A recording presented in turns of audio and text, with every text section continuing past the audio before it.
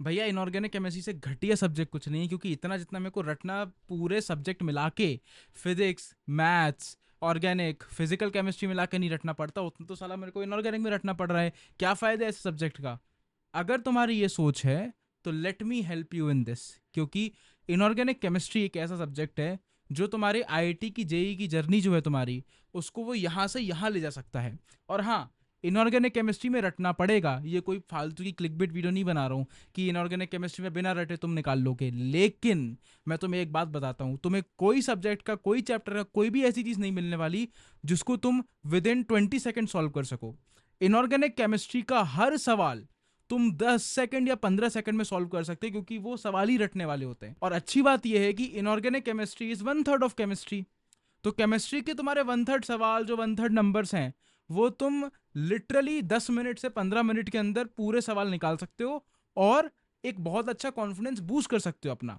तो मैं इस वीडियो में बताऊंगा कि कैसे मैंने इनऑर्गेनिक केमिस्ट्री को मास्टर नहीं किया, लेकिन बहुत अच्छे से समझ लिया कि कैसे करना चाहिए, और कैसे तुम इनऑर्गेनिक केमिस्ट्री को अच्छा कर सकते हो। अगर तुम्हें इनऑर्गेनिक केमिस्ट्री से चिढ़ है तो इस वीडियो के बाद तुम्हें वो चिढ़ खत्म हो जाएगी, और तुम्हें ये प्रॉपर रोड मैप समझ में आ जाएगा कि मुझे इनऑर्गेनिक केमिस्ट्री कैसे पढ़नी है, कहाँ से पढ़नी है, कहाँ से क्वेश्चंस करने हैं, कैसा रिवीजन करना है, नोट्स कैसे बनाने चाहिए, सब कुछ इस वीडियो में हम डिस्कस करेंगे।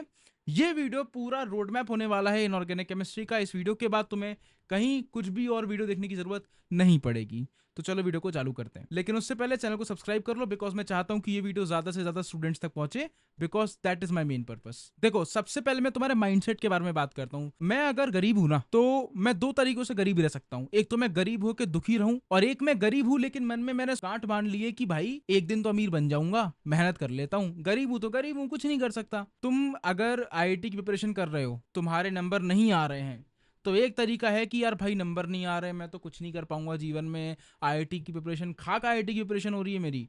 और दूसरा तरीका है, कोई बात नहीं यार, नंबर नहीं आ रहे, अगले पेपर में और अच्छा करेंगे। अच्छा, यहाँ गलती हो गई, कोई बात नहीं भाई, अगले पेपर में और अच्छा करेंगे।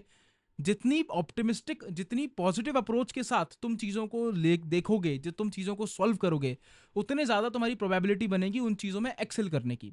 तो सबसे पहले तुम्हें अपने इस दिमाग से, दिमाग के खंड कोश से तुम्हें निकाल देना है कि इनऑर्गेनिक केमिस्ट्री तो भाई बहुत ही टफ चीज़ है, इनऑर्गेनिक केमिस्ट्री तो मुझसे ना हो पाएगी। मुझसे तो मैथ्स के टफ टफ सवाल करवा लो, लॉजिक वाले, क्योंकि वो तो मुझसे बन जाते हैं, सच बात है, वो भी नहीं बनते तुमसे। तो सबसे इंपॉर्टेंट चीज़ ये है कि अपने माइंड को पहले रीवायर करो कि ठीक है, मैं इनऑर्गेनिक केमिस्ट्री को ना गाली दूंगा ना उसकी तारीफ करूंगा।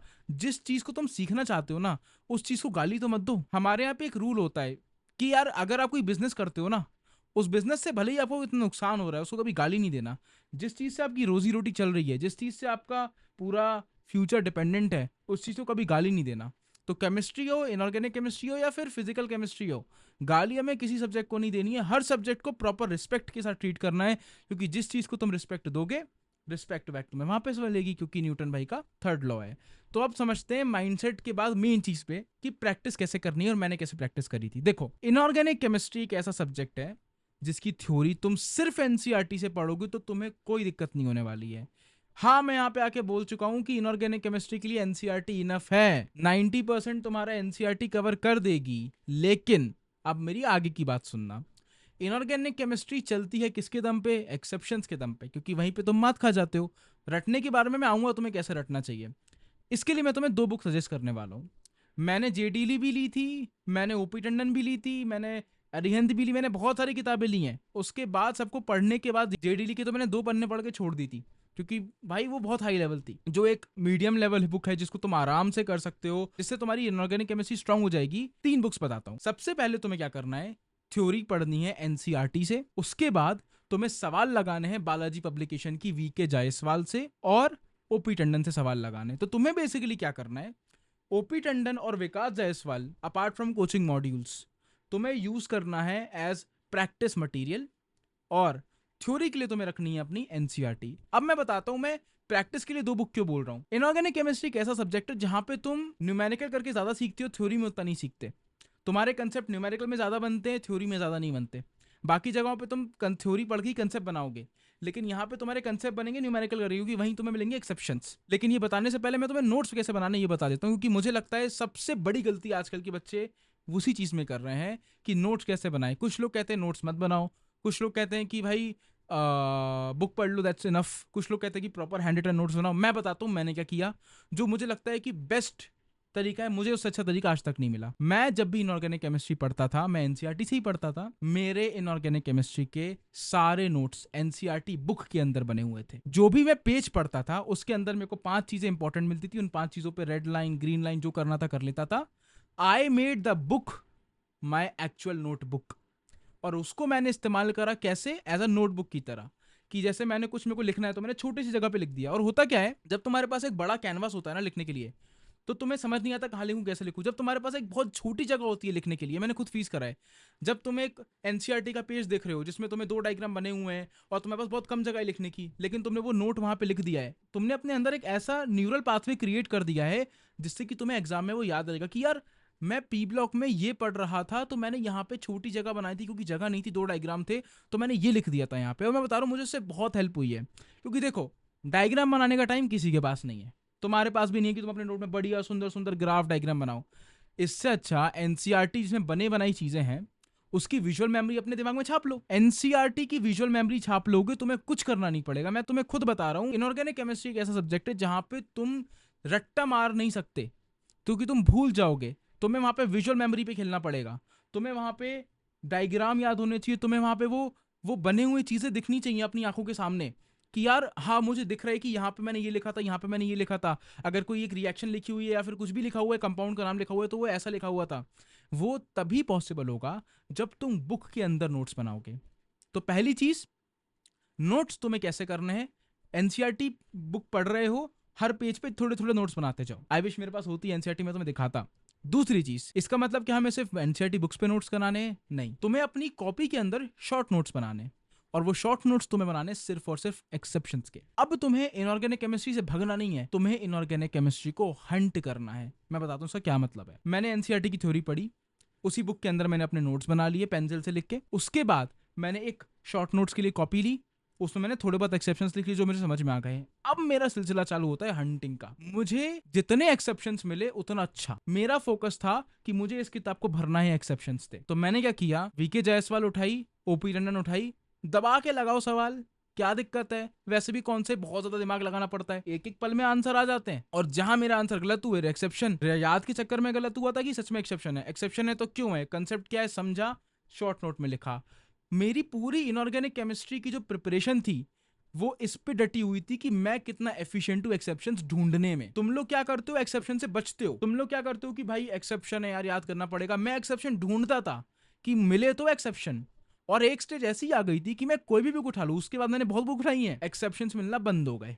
और जब एक्सेप्शंस मिलना बंद हो जाते तब तुम बनते हो actual God of inorganic chemistry, क्योंकि तुम्हें पता है कि तुमने 99% एक्सेप्शंस तो याद कर लिए हैं, लिख लिए हैं, तुम्हें बस एनसीईआरटी पढ़नी है और ये बुक पढ़नी है जो तुमने खुद की शॉर्ट नोट्स बनाए हैं। तुमने पूरा इनऑर्गेनिक केमिस्ट्री कवर कर लिया। तो अगर तुम इस थॉट प्रोसेस को और इस एटीट्यूड को अपना सकते हो कि भाई मेरे को इनऑर्गेनिक केमिस्ट्री से बचना नहीं है, हंट करना है, मुझे वो एक्सेप्शंस हंट करके लिखने हैं। 500 एक्सेप्शंस भी नहीं हो पाएंगे टोटल, मैं बता रहा हूं तुम्हें, 200-300 में ही तुम्हारा काम हो जाएगा। तो अगर तुम ये कर लोगे, मैं लिख के दे रहा हूं, इनऑर्गेनिक केमिस्ट्री से तुम्हें आसान सब्जेक्ट कुछ नहीं लगेगा। अब एक pro tip regarding revisions, that is a bit pain in the ass, लेकिन मैं तुम्हें बताता हूं it has been very fruitful for me. मैंने जेई मेंस के एक दिन पहले, जो मेरा जेई मेंस का एक्चुअल पेपर था उसके एक दिन पहले 15 घंटे पढ़ा था, मजाक नहीं कर रहा हूं मैं। और मैंने 15 घंटे में 11th 12th की फिजिक्स, ऑर्गेनिक इनऑर्गेनिक फिजिकल और मैथ्स जीरो से लेके पूरा एंड तक पूरी रिवाइज कर दी थी। 15 घंटे लगे थे मेरे को, लेकिन मैंने पूरी रिवाइज कर दी थी। और उसमें मेरे को इनऑर्गेनिक केमिस्ट्री रिवाइज करने में लगे होंगे 1 से 2 घंटे। अब मैं बताता हूं कि मैंने ऐसा क्या जादू करा, 15 घंटे में मैंने पूरा आईआईटी जेईई का सिलेबस रिवाइज कर लिया। और मैं झूठ नहीं बोल रहा हूँ, जेन्युइन किया है मैंने ये, इसलिए मैं अगले दिन ज्यादा नींद में था और मेरे अच्छे नंबर नहीं आए मेंस में। तो तुम्हें क्या करना है, इनऑर्गेनिक केमिस्ट्री को तुम्हें हफ्ते में 2 बार रिवाइज करना है। ये मेरा प्रॉपर एक सेट रूल था कि इनऑर्गेनिक केमिस्ट्री को मेरे को, मैंने कितना ही पढ़ा, मैं क्या करता था, देखो ऐसा तो है नहीं कि तुम पी ब्लॉक पढ़ोगे तो पूरा एक बार में पढ़ लोगे। अगर 100 पेज है तो पहले तुमने 20 पढ़े, फिर 30 पढ़े, फिर 20 पढ़े, ऐसे पढ़ोगे। तो मैं क्या करता था, हर हफ्ते में 2 बार जितना पढ़ा है, जहां से पढ़ा है, मतलब अगर मैंने एस पी पढ़ लिया, 10 एक्सेप्शन लिख लिए, पूरा रिवाइज करना है। आधा घंटा लगेगा, ज्यादा टाइम नहीं लगेगा। शुरू में तुम्हें थोड़ा टाइम लग सकता है, उसके बाद तुम इतने ज्यादा महारत हासिल कर लोगे ना कि तुम्हें लगेगा कि ये तो हाथ का खेल है यार, बस पेज पलटाने होते हैं। मैंने लिटरली अपने जो शॉर्ट नोट्स हैं, जो मेरे 20-20 30 पेज के हो जाते थे प्रिपरेशन के टाइम पे, उसको मैंने एक पेज को मेरे को 3 सेकंड लगते थे, 3 सेकंड 3 सेकंड 3 सेकंड, और सब रिवाइज हो जाता था। और this is the power of taking revisions regularly. Inorganic chemistry तुम्हें डेफिनेटली रेगुलर रिवीजन करना पड़ेगा। लेकिन मैं एक बात बताता हूँ, ये जो मैंने करा, ये मैंने अपनी प्रिपरेशन के एंड टाइम पे करा। ये मैंने, जैसे मेरी 2 साल की प्रिपरेशन थी, तो मैंने पहले साल ये सब नहीं करा, मैंने दूसरे साल ये आखिरी 6 महीने में करा ये। तो ये मैं तुम्हें बता रहा हूँ पहले से ही, कि ऐसा नहीं कि पहले से ही करके बैठ जाओ, क्योंकि मैंने ये देखा है कि इनऑर्गेनिक केमिस्ट्री जनरली लोग एंड में ही पढ़ते हैं, और एंड में ही लोग रटना चालू करते हैं, क्योंकि फिर ऑफकोर्स इतना याद भी नहीं रहता है, और इतना टाइम होता नहीं किसी के पास रिवीजन का। तो रिवीजन हफ्ते में 2 बार करना है, लेकिन प्रिपरेशन के 6 महीने पहले से चालू कर दो। मेरे हिसाब say that is more than enough. तो अगर मैं पूरी वीडियो को समराइज करूँ, तो तुम्हें एनसीईआरटी पढ़नी है, उसी के अंदर पेंसिल या पेन से नोट्स बनाने हैं। मैंने पेंसिल प्रेफर करी थी। उसके बाद तुम्हें हंटिंग पे जाना है, और उस हंटिंग पे तुम्हें वीके जायसवाल और ओपी टंडन के सवाल लगाने हैं इनऑर्गेनिक केमिस्ट्री के, और एक्सेप्शंस ढूंढने हैं। अपनी कोचिंग के मॉड्यूल भी देख सकते। एक्सेप्शंस ढूंढ के एक शॉर्ट नोट्स बनाओ अपने एक्चुअल कॉपी के अंदर। एंड नोट्स बनाना बहुत जरूरी है, बिना नोट्स बनाए कुछ नहीं होने वाला, ठीक है। नोट्स नहीं बनाओगे तो फोटोजेनिक मेमोरी तुम्हारी 0 हो जाएगी, और तुम्हें लगता है कि बिना हाथ से लिखे हुए अगर मैं एक पन्ने को देख लूंगा तो मेरे को वो चीज़ याद हो जाएगी। मेरे साथ तो नहीं हुआ आज तक, हो सकता है किसी और के साथ हुआ, मेरे साथ नहीं हुआ। तो मेरे हिसाब से तो नोट्स बहुत ज़रूरी हैं, आपको ज़रूर नोट्स बनाने चाहिए। It is worth giving time. और इसके बाद जितने हो सके सवाल होते सॉल्व करो। एक टाइम के बाद तुम्हें सवाल रिपीटेटिव लगने लगेंगे। अरे डी ब्लॉक का सवाल ऐसा था, हाँ ठीक है हो जाएगा। अरे पी ब्लॉक में ऐसा सवाल आया है, हाँ ठीक है कोई दिक्कत नहीं। क्रोमियम पे सवाल है, हाँ ठीक है पता है मेरे को, 3 एक्सेप्शन रटे हुए हैं मैंने। तुम्हें इस लेवल पे आना पड़ेगा, टाइम लगेगा लेकिन आ जाओगे। और मैं एक चीज बताता हूँ, एक बार तुमने इनऑर्गेनिक केमिस्ट्री ढंग से पढ़ ली, तुम्हारे लिए अपने मॉक टेस्ट में टॉप 5 में आना बहुत आसान हो जाएगा। क्योंकि फिजिक्स मैथ में सब बराबर एफर्ट मारते हैं, इनऑर्गेनिक में मक्कारी करते हैं बच्चे। मक्कारी तुम नहीं करोगे तो तुम अपने कोचिंग के पेपर में टॉप 5 टॉप 10 में आ सकते हो, और एक्चुअल आईटी के पेपर में हो सकता है अंडर 5000, अंडर 3000, अंडर 1000 रैंक भी क्रैक कर सको। So I hope this video was helpful for you. अगर वीडियो अच्छी लगे चैनल को सब्सक्राइब कर देना, और अगर कोई भी डाउट आए, कोई भी क्वेश्चन है तुम्हारे मन में, कमेंट सेक्शन में पूछना, बिकॉज ये वीडियो भी मैंने वहीं से निकाली है। हाँ चलो ठीक है फिर, आई होप दिस वॉज हेल्पफुल। जाओ काम करो।